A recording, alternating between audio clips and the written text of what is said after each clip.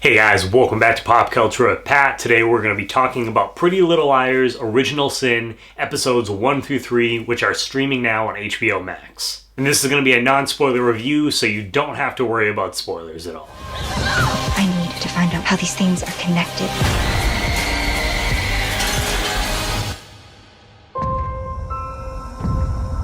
"20 years ago, a series of tragic events almost ripped the blue-collar town of Millwood apart.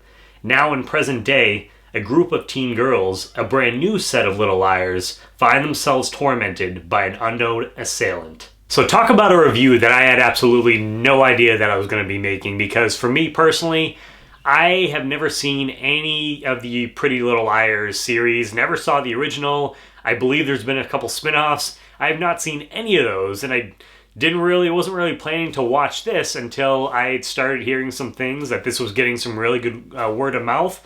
It was more like horror based, so I was like, you know what? Fuck it. I'm going to go ahead and check this thing out. And I'm actually kind of glad that I did. We'll go ahead and get into that. But yeah, I knew actually quite a few people that watched the original show. So I had a vague idea of what the series was about, like in general. But I'd never watched it myself. So I was going into the series brand new, fresh face. So just to kind of give you some context for me watching this series. So the show opens up with an event that happened about 20 years ago with a group of girls, and then we cut to present day where those same girls from that party, they are now grown up and they have kids of their own. We now follow our main character, Imogen, who returns to school and becomes friends with a group of girls after a series of events, and shortly after that, they become the target of a person named A.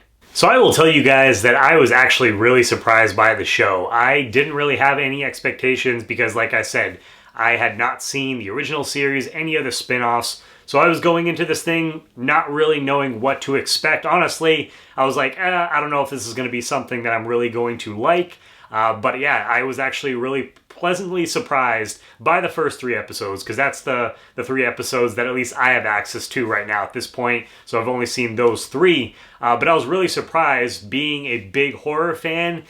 I think that if you're a horror fan, there's a lot in the series that you guys are actually really going to like. You can tell that the creators of the show, which actually I believe worked on or helped create The Chilling Adventures of Sabrina, which definitely has some like horror elements as well. So you can tell that these creators, that they definitely love, old school horror, classic horror. There's a lot of Easter eggs, references, shout outs, and just like different genre tropes throughout these first 3 episodes that I thought I had a lot of fun with, and I think that you guys will actually really enjoy too, especially if you're horror fans. For example, some of the things that I can think of just off the top of my head is, one, the killer or the person who we think is going to be A, which who knows, we'll see how the rest of the episodes play out, but the person that we think is probably A has a mask that kind of reminds me of a little bit almost of like Harold from like Scary Stories to Tell in the Dark, but also a little bit of Leatherface as well.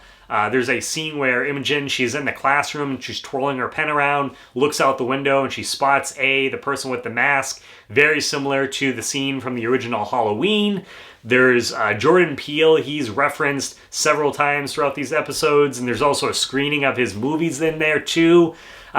There is just a number of different things. There is also a tribute to one of the infamous scenes from Carrie, and there's even a sign that says Strode, Prescott, Ripley, Agency, or Regency, or something like that, but there's a sign that has that. I thought that was really funny. And then there's also a character who works at the movie theater. His name is Wes, which I'm assuming is probably a reference for the director, late great Wes Craven.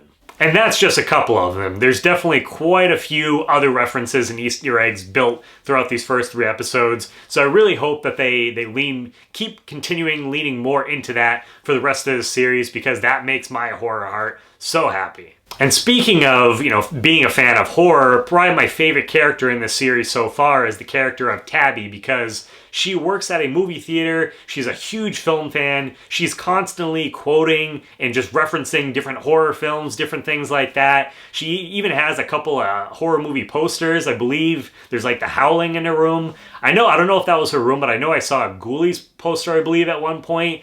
So I'm really, really enjoying her character. Definitely gives me some Randy Meeks vibes from Scream for sure. So that's definitely the character that I think I'm attached to so far up to this point. But I also really like the character of Mouse as well. And honestly, just overall, this cast, at least like the main characters, I think that all of the girls have really good chemistry with each other. They work well with each other. And so I really enjoy getting to learn more about these characters individually and also when they're interacting with each other too.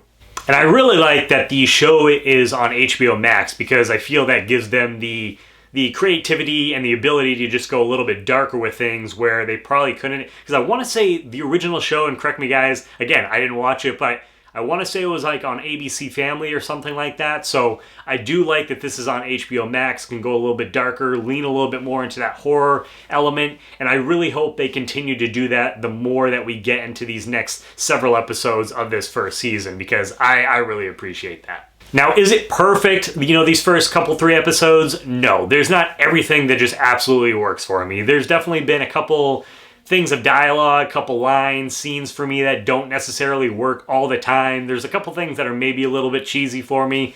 But overall, like I said, I have actually been really pleasantly surprised with the show. I'm excited to see these next several episodes and see how the rest of the season plays out. Again, being the big horror fan that I am, I just really appreciate all the different references. And I like it too because I feel like they're not just like thrown in there to be in there. I feel like they work naturally with the show. The characters talking to each other, it makes sense. The dialogue to me, for the most part, really isn't forced. So that definitely adds a lot to the show and to these characters for me, for sure. So if you guys have been on the fence about checking out the show, if you guys, especially if you are horror fans, I think that this is well worth checking out these first 3 episodes and the rest of the episodes when they come out on HBO Max, which I believe now they're going to be releasing weekly. So definitely recommend you guys checking out Pretty Little Liars Original Sin. If you guys have seen the show, want to hear what your guys' thoughts are, so let me know down below in the comments. Leave your comments, and also let me know if it's worth checking out the rest of the Pretty Little Liars original series and the spin-offs. I've heard that the original series started off good, but then as the later seasons got on, a lot of people left the show, so let me know just like what your overall thoughts are of that too down below as well, because I'm curious. So, but yeah, thank you guys. As always, if you are new to the channel, please hit that subscribe button as well as the bell button next to it. That way you get notifications for all my new videos. If you can, please give this video a thumbs up. Really helps me out, helps the channel out, helps the video out. And as always, guys, please make sure to check back for more Pop Culture with Pat.